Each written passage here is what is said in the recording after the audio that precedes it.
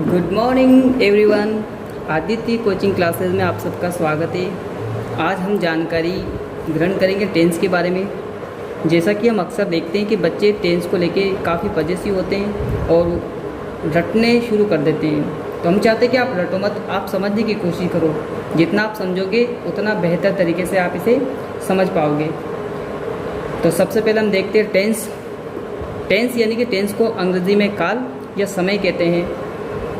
और टेंस मूल रूप से 3 प्रकार के होते हैं। वर्तमान काल यानी कि प्रेजेंट टेंस या प्रेजेंट इंडेफिनिट टेंस, और इसको भी 4 भागों में विभक्त किया गया है या बांटा गया है। इसका पहला पार्ट है सिंपल प्रेजेंट या प्रेजेंट इंडेफिनिट। सेकंड पार्ट है प्रेजेंट कंटिन्यूअस। थर्ड पार्ट है प्रेजेंट परफेक्ट एंड इसका फोर्थ पार्ट है प्रेजेंट परफेक्ट कंटिन्यूअस। तो जिस प्रकार से मैंने लिख रखा है आप भी इसी प्रकार से अपनी बुक्स में इसको देख के आराम से लिख लीजिए। इसके बाद हम सबसे पहले शुरुआत करते हैं प्रेजेंट टेंस की। तो प्रेजेंट टेंस में वे कार्य एवं घटनाएं आती है जो वर्तमान में चलते हैं या घटते हैं। तो इस प्रकार से आपको इस चीज़ का ज्ञान हो गया होगा कि प्रेजेंट टेंस का तात्पर्य क्या है, कि प्रेजेंट टेंस में इस प्रकार के कार्य एवं घटनाएं आती जो आपके वर्तमान समय में चल रहे हैं या चलते हैं। अब हम आगे देखते हैं। शुरुआत करते हैं सबसे पहले प्रेजेंट टेंस की। तो प्रेजेंट टेंस का पहला पार्ट है सिंपल प्रेजेंट या प्रेजेंट इंडेफिनिट। अब पहचान सूचक शब्द देखिए कि यानी कि वाक्य के हिंदी से कौन से शब्द आते हैं जिससे आपको ये पता चलेगा कि आप सिंपल प्रेजेंट टेंस को पढ़ रहे हो। तो सबसे पहले क्या, सिंपल प्रेजेंट के वाक्य के अंत में पहचान सूचक शब्द जो होते हैं, ताहे आता है, तीहे आता है, तेहे आता है, ताहूँ आता है, तीहूँ आता है या फिर तेहूँ आदि शब्द आते हैं, जिससे आपको इस चीज़ का बोध हो जाएगा कि ये सिंपल प्रेजेंट टेंस का वाक्य है। इसके बाद हेल्पिंग वर्ब देखिए आप इसकी। तो सिंपल प्रेजेंट टेंस की हेल्पिंग वर्ब है डू और डज। एकवचन कर्ता यानी कि सिंगुलर सब्जेक्ट के साथ हमेशा ही, शी, इट या सिंगुलर सब्जेक्ट के साथ डस का प्रयोग होता है, यानी कि वर्ब की फर्स्ट फॉर्म के साथ एस या ईएस लगता है। और उसके बाद आई, वी, यू, दे या फिर बहुवचन कर्ता या प्लूरल नाउन के साथ हमेशा वर्ब की फर्स्ट फॉर्म यानी कि डू आता है।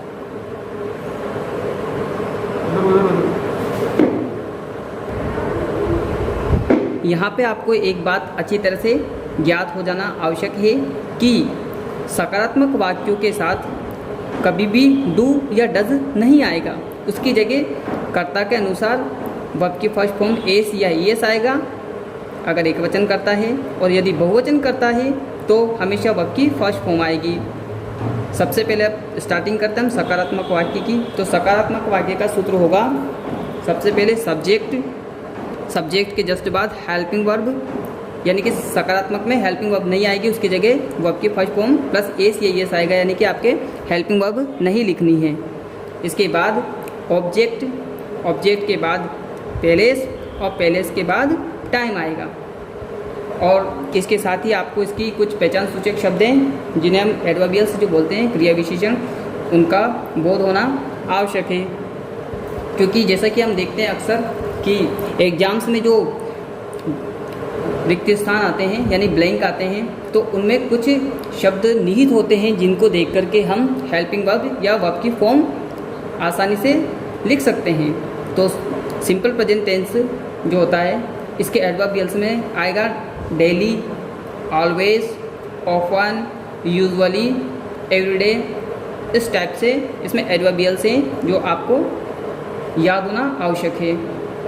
और सबसे इसके बाद हम इसका एग्जाम्पल देखते हैं। जैसे जॉन स्कूल जाता है, जॉन स्कूल जाता है।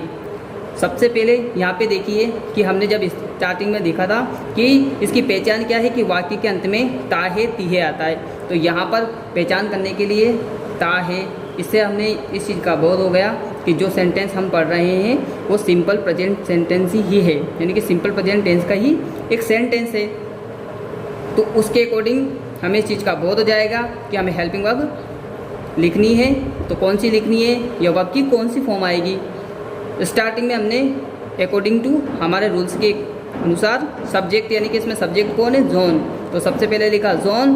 उसके बाद देखो हेल्पिंग वर्ब और वाक्य को समझो। वाक्य कैसा है, साधारण, यानी कि अफर्मेटिव सेंटेंस है और अफर्मेटिव सेंटेंस में हेल्पिंग वर्ब नहीं आएगी। उसके बाद वर्ब की फर्स्ट फॉर्म, ये वर्ब की फर्स्ट फॉर्म में एस, ये यस लगेगा अकॉर्डिंग टू सब्जेक्ट। सब्जेक्ट यहाँ पे जॉन, जॉन कैसा है, एक वचन करता है, तो वर्ब भी है इसमें जाना, जाने को बोलते हैं गो, तो गो के साथ ईएस लगा। अब मैं आपको यहाँ पे कुछ चीज़ें बताऊँगा कि ये आपको पता होना चाहिए कि वर्ब में कब एस या कब ई एस लगता है। तो अब हम इसे समझते हैं।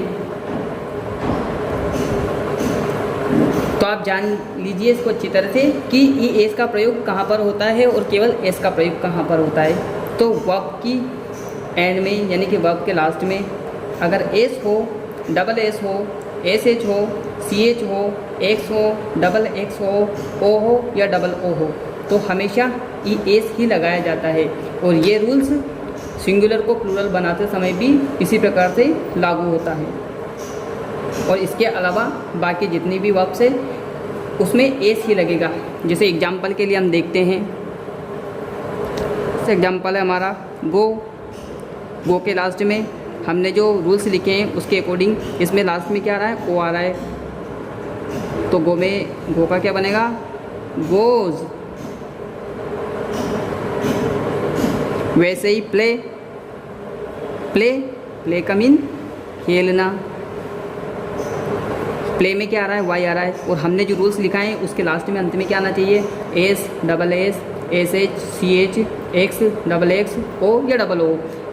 इनमें से अगर कोई एक आता है तो ही ई एस लगाया जाएगा, अन्यथा एस लगाया जाएगा, P L A Y S. इस प्रकार से वर्ड बनते हैं। अब आपको एक बात अच्छी तरह से समझ में आ गई होगी कि आखिर क्यों गो के पीछे ई एस लगा और एस नहीं लगा। तो सबसे पहले सब्जेक्ट जॉन, जॉन के बाद हेल्पिंग वर्ब नहीं आएगी। सकारात्मक वाक्य यानी कि अफर्मेटिव सेंटेंस में वर्ब की फर्स्ट फॉर्म आएगी अगर सब्जेक्ट बहुवचन है। तो अगर सिंगुलर है तो एस या ई एस लगेगा। अब यहाँ पर सिंगुलर है तो हमने ई एस लगाया, और ई एस क्यों लगाया इसके बारे में मैंने आपको अच्छी तरह से बता दिया है। और उसके बाद आप देखिए सेंटेंस में क्या है, जाता है हो गया है, जोन हो गया। अब बचा प्लेस, स्कूल। स्कूल के अलावा सेंटेंस में हमारे पास कुछ भी नहीं है, यानी कि प्लेस है तो प्लेस कहाँ है, स्कूल है। और हमेशा प्लेस से पहले टू का प्रयोग किया जाता है। ठीक है, तो आई होप कि आपको चीज़ समझ में आ गई होगी। हम नेक्स्ट सेंटेंस देखते हैं।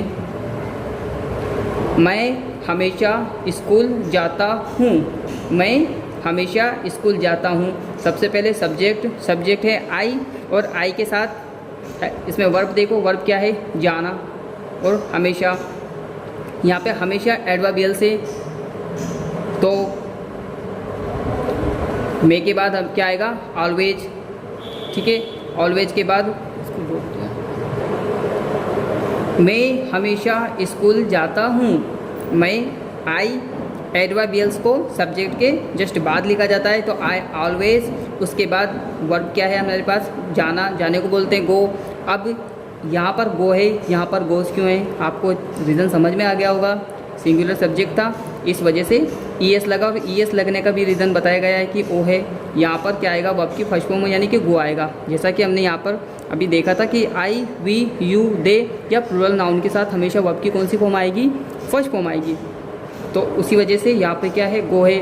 और गो के बाद हमारे पास क्या बचा लास्ट में, प्लेस यानी कि स्थान बचा है। तो स्थान से पहले टू का प्रयोग, I always go to school.